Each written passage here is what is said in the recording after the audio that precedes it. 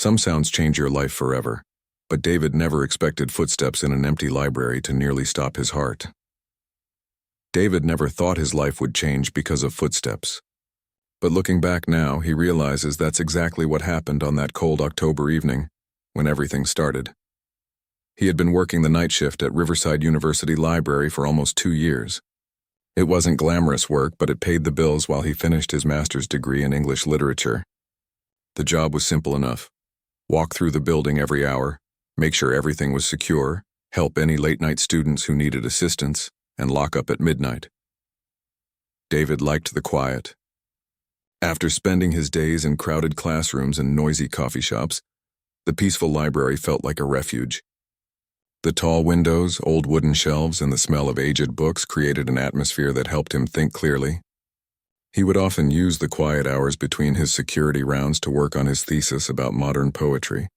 His routine had become as predictable as clockwork. He would arrive at work at 6 in the evening, do his first walkthrough of the building, then settle at the main desk with his laptop and books. Every hour he would make another round, checking doors and windows, making sure the few remaining students weren't causing any trouble. By 10 o'clock, most people had gone home, leaving him alone with his thoughts and his studies. 6 months earlier, David had gone through a difficult breakup with his girlfriend of 3 years. Lisa had said he was too focused on his books, too content with staying home, too comfortable with routine. She wanted adventure, spontaneity, someone who would sweep her off her feet. David had tried to change, but it felt forced and uncomfortable. Eventually, they both realized they wanted different things from life. After the breakup, David threw himself into his work and studies. He convinced himself that he was better off alone. Relationships were complicated and messy. Books were reliable. His routine was safe. He had his small apartment, his part-time job, his classes, and his thesis. What more did he need? But then came that Thursday evening in late October. David was making his usual 9 o'clock round through the building. He had walked this same path hundreds of times, up the main staircase to the second floor, through the reference section, past the study rooms, and into the graduate research area. Usually, this part of the library was empty by this time. The serious students typically left by 8, and the procrastinators had either given up or moved to the all-night diner across campus. But as David approached the graduate study section, he noticed something different. There, at a large wooden table surrounded by towering bookshelves, sat a young woman. She was completely absorbed in her work, surrounded by what looked like dozens of books and papers. Her dark hair was pulled back in a messy bun, and she was writing furiously in a notebook, occasionally pausing to flip through one of the open books around her. David had seen dedicated students before, but something about this scene struck him.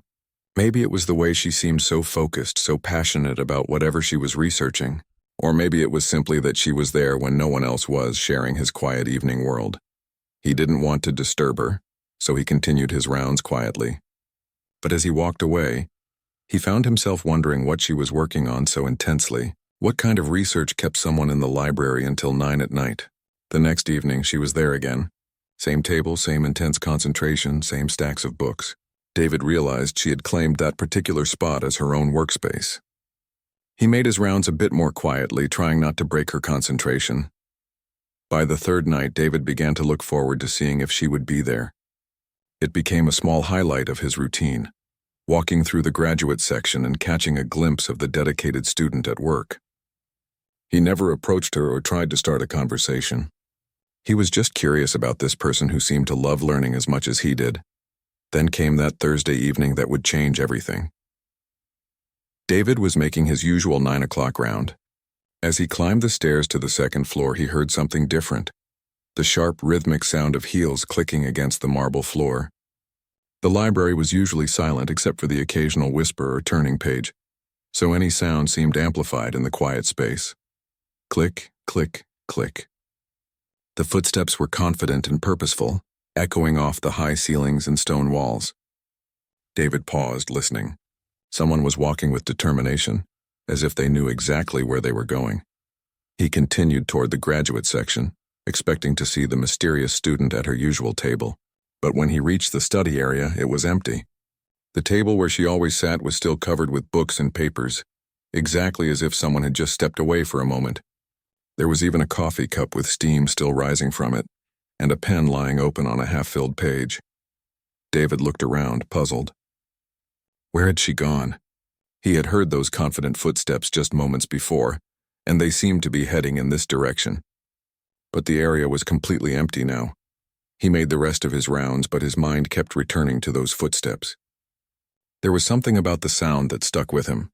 The way each step seemed deliberate and strong, like someone who knew their own mind and wasn't afraid to show it.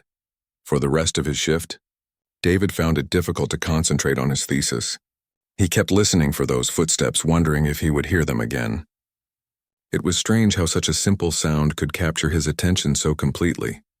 When midnight came and it was time to lock up, David did his final walkthrough of the building. The graduate section was still empty, but the books and papers remained on the table, as if their owner planned to return the next day. As David locked the main doors and walked to his car, he realized something had shifted in his routine. For months he had been content with predictability, with knowing exactly what each evening would bring, but now he found himself wondering about tomorrow night. Would she be there again?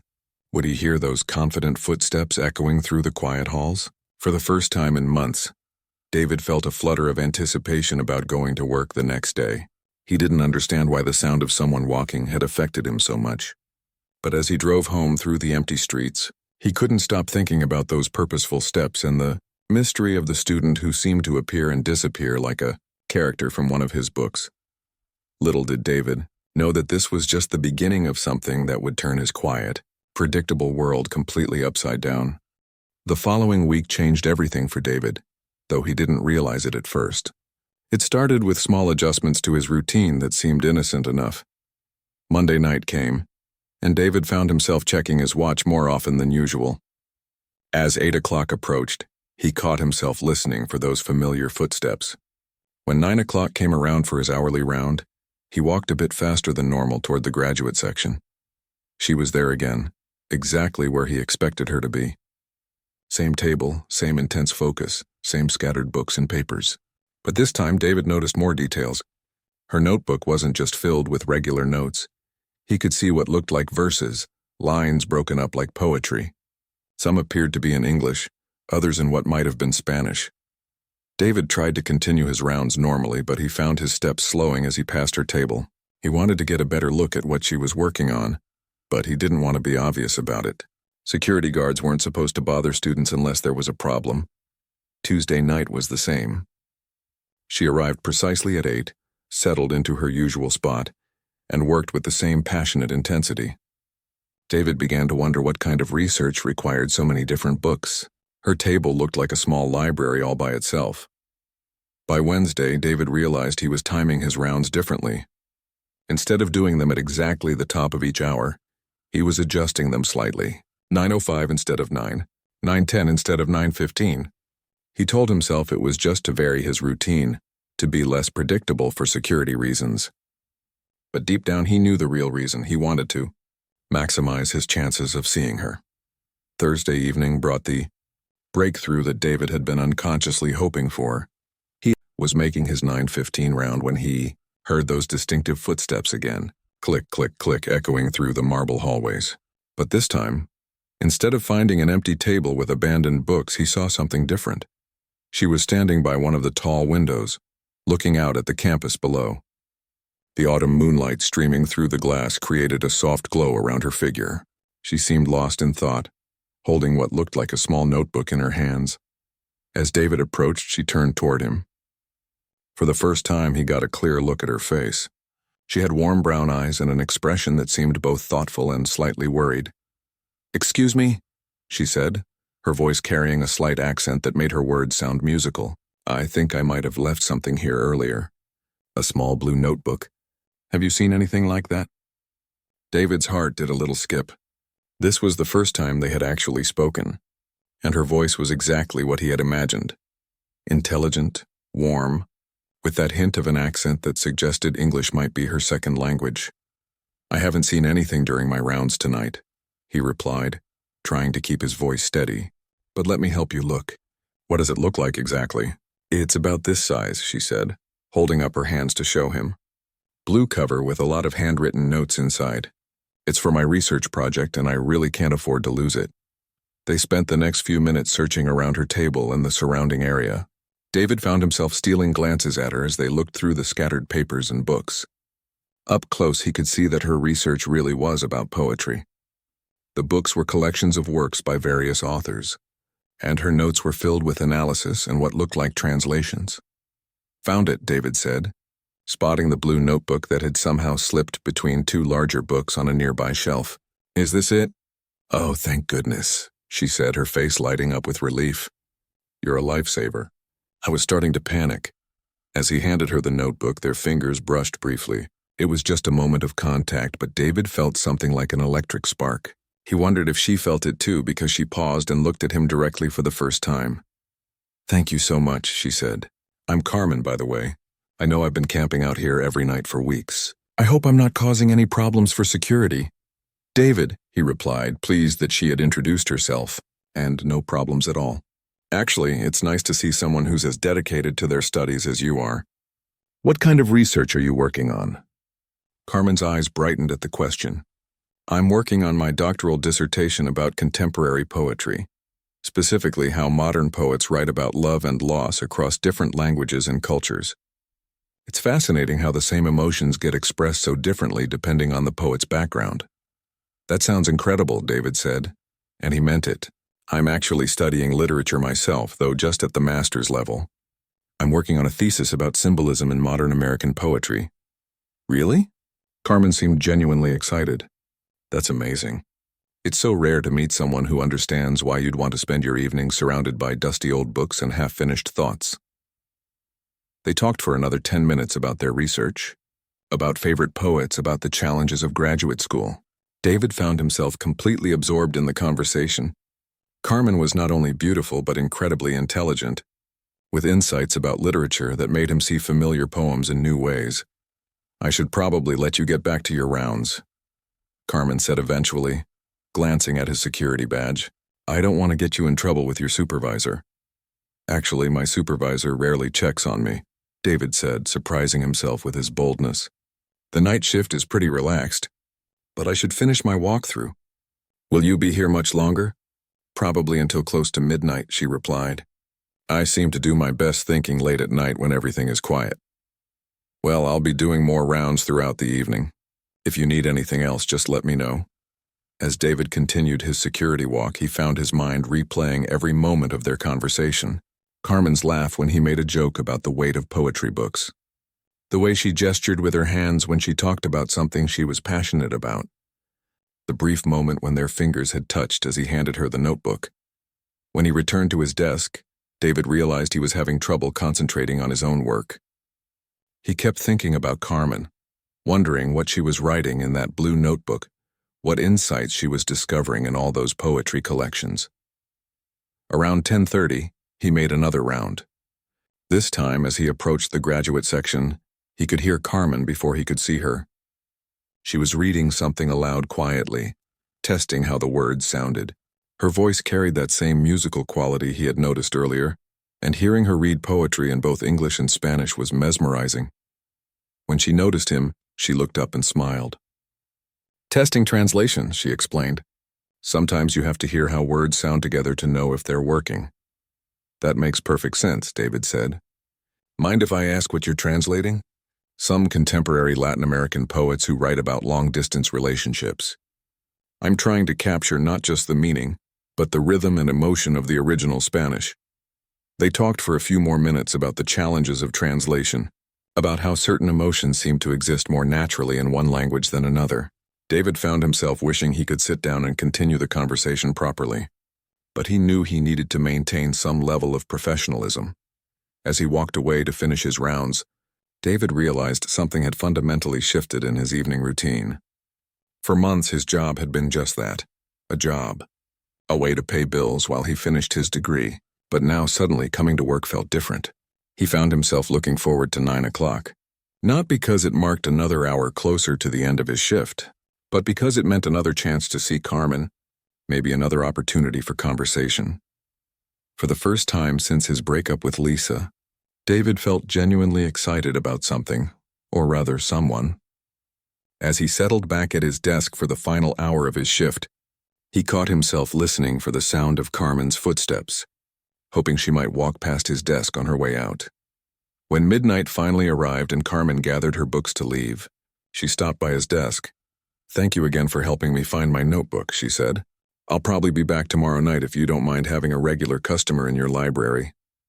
"I don't mind at all," David replied, trying to sound casual despite the fact that his heart was beating noticeably faster. "Have a good night, Carmen."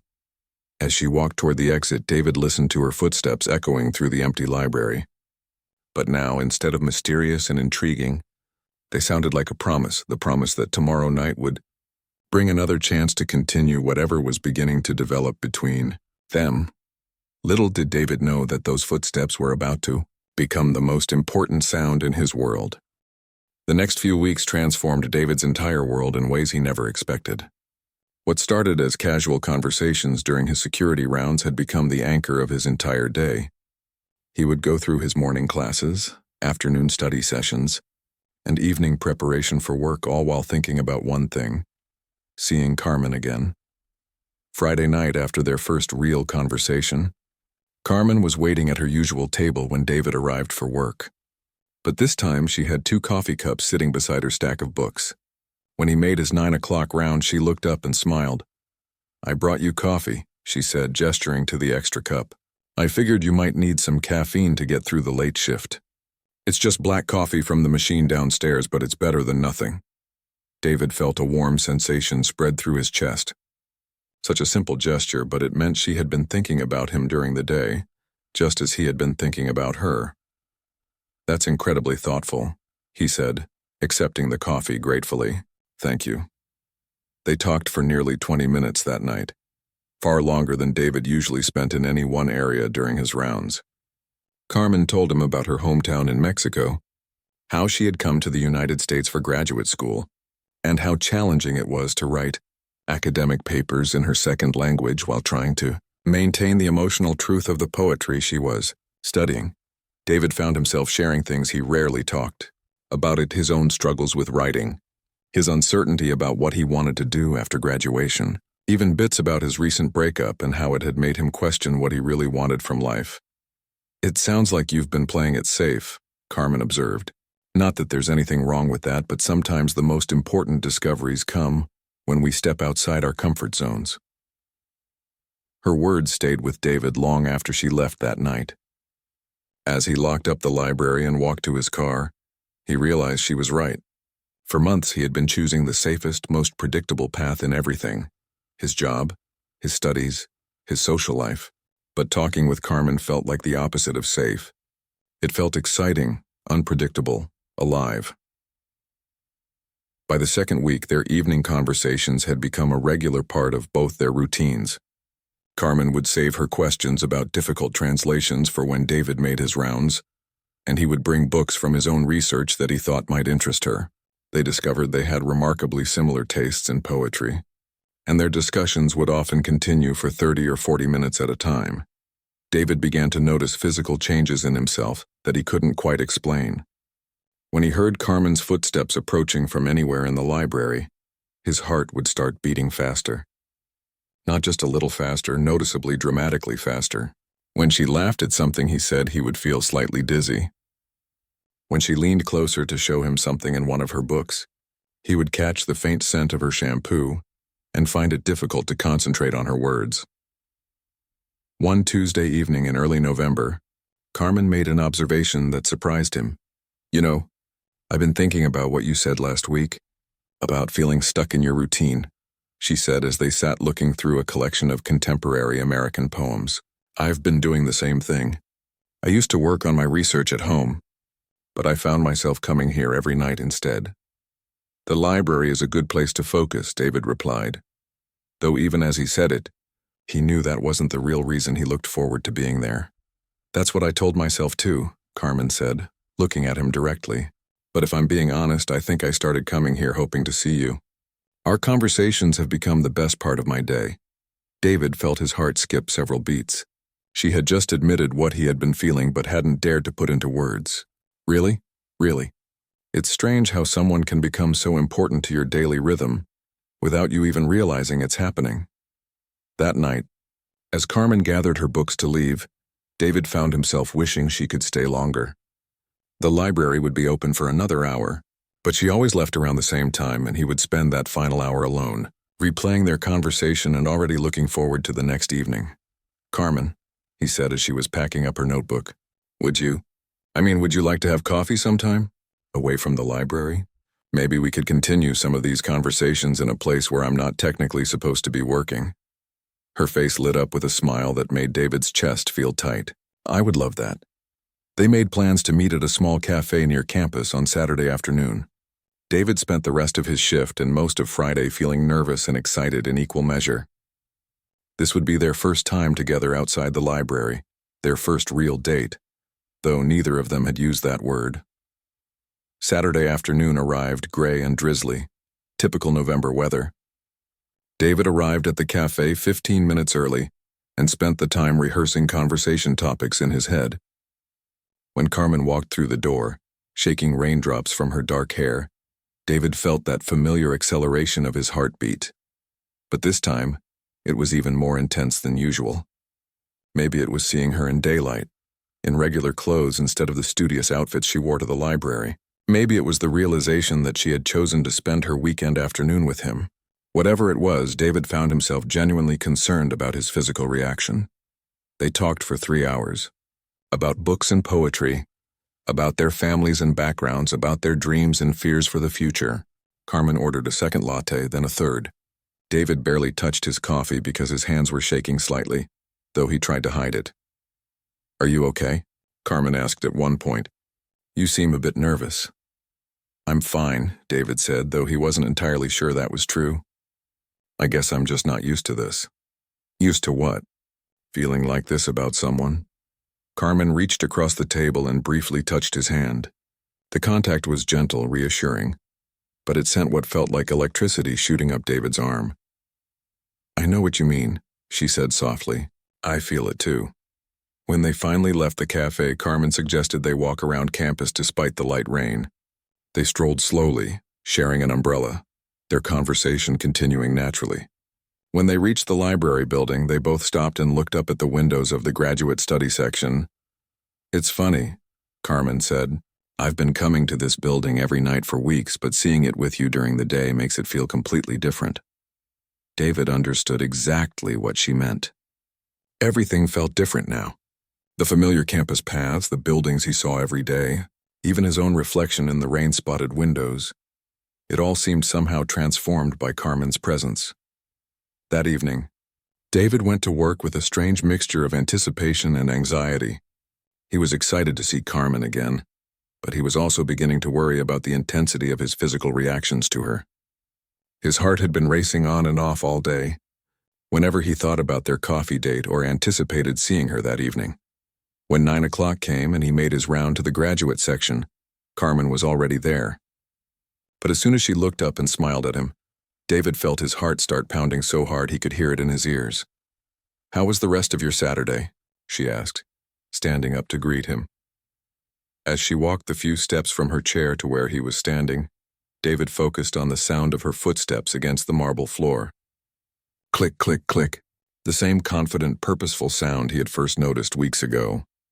But now, instead of being merely intriguing, those footsteps seemed to have a direct connection to his cardiovascular system. "It was good," he managed to say. "Really good." They talked for a while about their afternoon together, about the books they had recommended to each other, about plans to meet again soon. But throughout the conversation, David found himself distracted by his own physical responses. Every time Carmen laughed, every time she moved closer to show him something in her notebook, every time she looked at him with those warm brown eyes, his heart would speed up dramatically. When she finally returned to her seat and he continued his rounds, David realized something had fundamentally changed. What had started as pleasant conversations with an interesting fellow student had evolved into something much more intense, much more consuming than anything he had experienced before. As he walked through the empty hallways, David could still hear the echo of Carmen's footsteps in his mind. Those sounds that had first captured his attention weeks ago had become something entirely different. They had become the soundtrack to falling in love, though David didn't quite understand that yet. All he knew was that every step Carmen took seemed to reverberate through his entire body, and he was beginning to wonder if his heart could actually handle much more of this intensity. By the third week of November, David knew something was seriously wrong with his body. What had started as excitement and nervousness around Carmen had grown into something that genuinely frightened him. It began with sleepless nights. David would lie in bed staring at the ceiling, his heart racing for no apparent reason. He would replay conversations with Carmen over and over in his mind, and each memory would trigger the same physical response. Rapid heartbeat, sweaty palms, a strange tightness in his chest. During the day, he found it impossible to concentrate on his classes or his thesis work. His professor had commented twice about his distracted behavior during seminars. His grades on recent assignments had dropped noticeably. David felt like he was losing control of his carefully organized life. The worst part was what happened every evening when he heard Carmen approaching. The sound of her heels clicking against the marble library floor had become like a warning signal to his nervous system. As soon as he heard those footsteps, his heart would start pounding so hard that he worried other people might be able to hear it. Monday evening was particularly bad.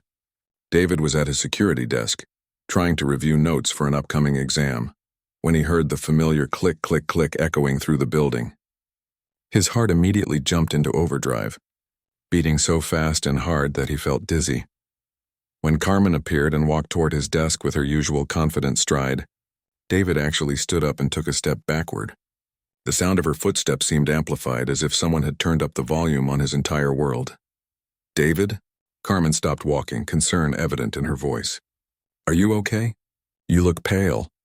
"I'm fine," David said, though his voice sounded strained even to his own ears. Just tired, but he wasn't fine, and they both knew it. Carmen studied his face for a moment, then quietly gathered her books and went to her usual table without their normal evening conversation. Tuesday was worse. David found himself dreading 9 o'clock, which was completely backward from how he had felt just weeks before. When the time came for his hourly round, he actually considered skipping the graduate section entirely, but that would be neglecting his job duties, so he forced himself to walk through the area. Carmen was there, as always, but she barely looked up when he passed. The easy comfort they had built between them seemed to have evaporated overnight. Wednesday morning, David called his doctor's office and scheduled an appointment for that afternoon. He had convinced himself that he was having some kind of heart problem, maybe an irregular heartbeat or high blood pressure or something more serious. The symptoms were too intense to be normal. Dr. Patricia Wells had been David's physician since he started college. She was a kind woman in her 50s who had helped him through everything from flu shots to the stress-related stomach, problems he had developed during his undergraduate finals. "So tell me what's been happening," Dr. Wells said after taking his blood pressure and listening to his heart with her stethoscope. David felt embarrassed describing his symptoms. "My heart has been racing a lot lately, especially in the evenings. Sometimes I feel dizzy or short of breath. I'm having trouble sleeping. I can't concentrate on my work." "When did these symptoms start?" "About 3 weeks ago. Maybe a month." Dr. Wells made some notes in his file. "Have there been any major changes in your life recently? New stressors, changes in diet, new medications?" David hesitated. "Not really. I mean, I've been spending more time talking with this woman at work. Carmen, she's a graduate student who studies at the library where I work security. But that's not stressful. It's actually the best part of my day." Dr. Wells looked up from her notes with a slight smile. "Tell me more about Carmen." "She's incredible," David said, and immediately felt his heart rate increase just from talking about her. "She's working on her PhD in literature, studying poetry from different cultures. She's brilliant and funny and beautiful. We have these amazing conversations about books and writing and life in general. And when do these conversations usually happen? Every evening when I'm working. She comes to the library around 8 and we talk during my security rounds." "So your symptoms are strongest in the evenings?" "Yes, especially when I hear her walking toward me. She wears these heels that make this clicking sound on the marble floors, and as soon as I hear that sound, my heart starts racing." Dr. Wells was quiet for a moment, writing more notes. Then she set down her pen and looked at David directly. "David, I'm going to ask you a personal question, and I want you to think carefully about your answer. Have you ever been in love before? Really deeply in love?" The question caught David completely off guard. I had a girlfriend for 3 years, Lisa. We broke up about 6 months ago. But did you love her? The way you're describing your feelings about Carmen? David thought about it honestly. His relationship with Lisa had been comfortable, predictable, safe. He had cared about her deeply, but he had never felt like his entire world shifted when she walked into a room. No, he said quietly. It wasn't like this, Dr. Wells smiled. David, based on your test results and what you're telling me, I don't think there's anything wrong with your heart. What you're describing sounds like the physiological response to falling in love. For some people, especially those who haven't experienced intense romantic feelings before, it can be quite overwhelming. What do you mean? When we're attracted to someone, our bodies release chemicals like adrenaline and dopamine. These can cause rapid heartbeat, sweating, difficulty sleeping, trouble concentrating, all the symptoms you've described. It's completely normal, though it can feel frightening if you're not expecting it. David stared at her. So I'm not having heart problems? Your heart is perfectly healthy, but your emotional system is working overtime trying to process some very powerful feelings. As David drove home from the appointment, he felt both relieved and terrified. Relieved that he wasn't having medical problems, but terrified by the implication of what Dr. Wells had said. If she was right, then what he was feeling for Carmen was stronger than anything he had ever experienced before. That evening at work, David tried to approach his shift differently. Instead of dreading Carmen's arrival, he tried to understand what was happening to his body as a natural response to his feelings for her. But when 9 o'clock came, and he heard those familiar footsteps echoing through the building, his physical reaction was just as intense as before. His heart pounded, his hands shook, and he felt that same dizzy sensation. When Carmen appeared, she looked at him with obvious concern. David, I need to ask you something, and I want you to be honest with me. Have I done something wrong? The last few days you seem like you can barely stand to be around me. The hurt in her voice was unmistakable, and David realized how his behavior must have seemed to her. While he had been struggling with the intensity of his feelings, she had been interpreting his distance as rejection. No, he said quickly. You haven't done anything wrong. It's not you, it's me. Carmen's expression became even more concerned. What do you mean? David took a deep breath. This was it. The moment where he had to decide whether to be honest about what was happening to him or continue pretending everything was normal. I think I'm having some kind of medical issue, he said finally. Every time you walk toward me, every time I hear your footsteps, my heart races so fast I'm afraid it might actually stop. I went to see my doctor today because I thought something was seriously wrong with me. Carmen stared at him for a long moment. And what did your doctor say? She said. David paused, feeling his face flush with embarrassment. She said there's nothing wrong with my heart. She thinks what I'm experiencing is just the physical response to having feelings for someone. The words hung in the air between them. David immediately regretted his honesty, certain that he had just ruined whatever chance they might have had together. Carmen was quiet for what felt like forever. Then, to David's complete surprise, she started laughing. Not mocking laughter, but warm, understanding laughter. Oh, David, she said, shaking her head. I thought you were trying to avoid me because you weren't interested. I had no idea you were going through all this. You're not freaked out by how intense my reaction is? Are you kidding? Carmen stepped closer to him, and David felt his heart rate spike again. Do you want to know why I've been taking longer and longer to walk from the entrance to my study table each evening? David nodded, not trusting his voice. Because I've been trying to extend that moment of anticipation before I see you. I've never been so aware of my own footsteps before. Never thought about the sound I make walking through the world. I've been walking slower because I want to make those moments last. David felt something shift inside his chest.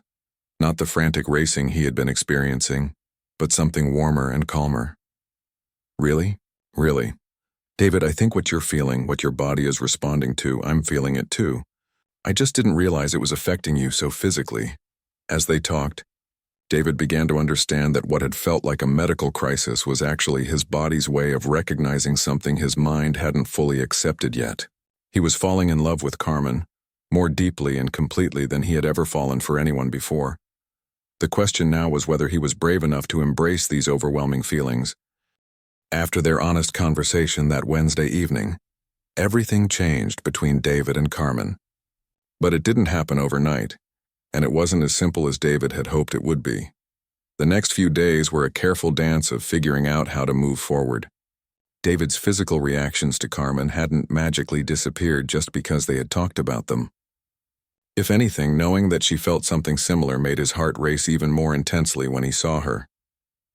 Thursday evening, Carmen suggested they try something different. "What if we meet somewhere else tomorrow?" she said as she packed up her books. "Somewhere away from the library, away from all these associations we've built up here. Maybe we can start fresh and see how we feel in a completely different environment." David agreed, though he wasn't sure it would help. By now, just thinking about Carmen during the day was enough to make his pulse quicken. They decided to meet at the small park near campus on Friday afternoon. It was a sunny November day, unusually warm for the season, and the last autumn leaves were still clinging to the trees. David arrived first and sat on a bench overlooking the small pond in the center of the park. When he saw Carmen walking down the path toward him, he braced himself for the familiar rush of adrenaline and racing heartbeat. It came, just as intense as always, but something was different this time. Instead of fighting the feeling or worrying about it, David tried to just accept it. His heart was pounding because he was falling in love with this amazing woman who was choosing to spend her time with him. Maybe that wasn't something to be afraid of. "How are you feeling?" Carmen asked as she sat down beside him on the bench. "Nervous," David admitted, "but good nervous, if that makes sense." They talked for 2 hours, watching ducks paddle around the pond and families with young children feed breadcrumbs to the geese. Away from the intensity of the library setting, their conversation flowed more easily. Carmen told him about her childhood in Mexico, about the grandmother who had first introduced her to poetry by reading her verses before bedtime. David shared stories about his family, about why he had chosen to study literature, about his dreams of maybe teaching someday. "I have a confession," Carmen said as the sun began to set. "I've been doing research on you." David raised an eyebrow. "What kind of research?" "I asked around about you. Found out from other students that you're known as one of the most genuine, kind people in the graduate program. Everyone says you're brilliant but humble, that you actually listen when people talk instead of just waiting for your turn to speak." David felt his face flush with embarrassment and pleasure. "You researched me? I wanted to make sure my instincts about you were right." And they were. Carmen turned to face him more directly. "David, I need you to know something. What you're feeling, these intense physical reactions, I don't think there's something to be worried about. I think there's something to be grateful for." "What do you mean?" "Most people go through life never experiencing anything this powerful. They settle for comfortable, safe relationships that don't challenge them or change them. What you're describing sounds like the real thing, the kind of connection that poets write about, that people search for their entire lives." As they walked back toward campus together, David realized Carmen was right. For months after his breakup with Lisa, he had been choosing safety and predictability over everything else. But being with Carmen felt like the opposite of safe. It felt alive, electric, transformative. That evening at work, David approached his shift with a new perspective. Instead of dreading Carmen's arrival, he found himself looking forward to it with a different kind of anticipation. When 9 o'clock came and he heard those familiar footsteps echoing through the library, his heart still raced, but now he recognized the feeling for what it was. Not a medical problem, but evidence of something beautiful happening in his life. "How was your evening?" Carmen asked when he reached her table. "Better," David said. "Much better." Over the following weeks, they developed a new routine. David would still make his security rounds, but he and Carmen would spend longer periods talking during each visit. She would save interesting passages from her research to share with him, and he would bring poems from his own studies that he thought she would appreciate. Gradually, David learned to manage his physical reactions to Carmen. His heart still raced when he saw her, but it no longer felt overwhelming or frightening. Instead, it felt like his body's way of celebrating her presence in his life. 3 weeks later, Carmen made a suggestion that surprised him. "I've been thinking about us," she said one evening as they sat looking through a collection of contemporary love poems, "about how we met, about these conversations we have every night. I think we should try dating properly. Not just meeting in the library or having coffee occasionally, but really dating." David felt his pulse quicken, but this time it was accompanied by excitement rather than anxiety. "I would love that." Their first official date was dinner at a small Italian restaurant near campus. David was nervous beforehand, but once they sat down and started talking, he realized that this was just an extension of all the conversations they had been having for weeks. Carmen was the same intelligent, funny, warm person she had always been, whether they were surrounded by books in the library or sharing pasta by candlelight. "I have something for you," Carmen said toward the end of the evening, pulling a small wrapped package from her purse.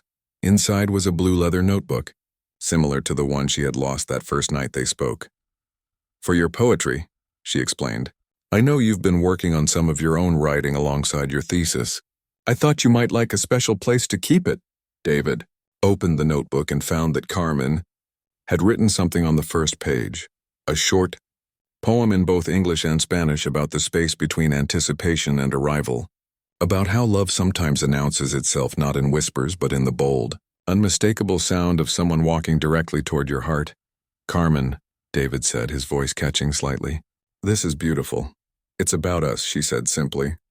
"About how you taught me to pay attention to my own footsteps, to the sound I make moving through the world toward the people I care about." 6 months later, David and Carmen were living together in a small apartment just off campus. David had finished his thesis and been accepted into a PhD program at the same university. Carmen was in the final stages of her dissertation research. Their apartment was filled with books, 2 desks pushed together so they could work side by side, and the sound of Carmen's heels clicking across the hardwood floors as she moved around their shared space. David had learned to associate that sound not with anxiety or overwhelming emotion, but with the simple joy of being home. Sometimes in the evening, when Carmen was in the kitchen making coffee or moving from room to room, David would stop whatever he was working on and just listen to her footsteps. Each click against the floor was like a small reminder that his life had been transformed by this incredible woman who had chosen to share her world with him. The intensity hadn't diminished. David's heart still raced when Carmen walked toward him, especially when she had been away for a while or when she surprised him with some gesture of affection. But now he understood that this intensity was a gift, not a problem. It was evidence of a connection that most people only dream about.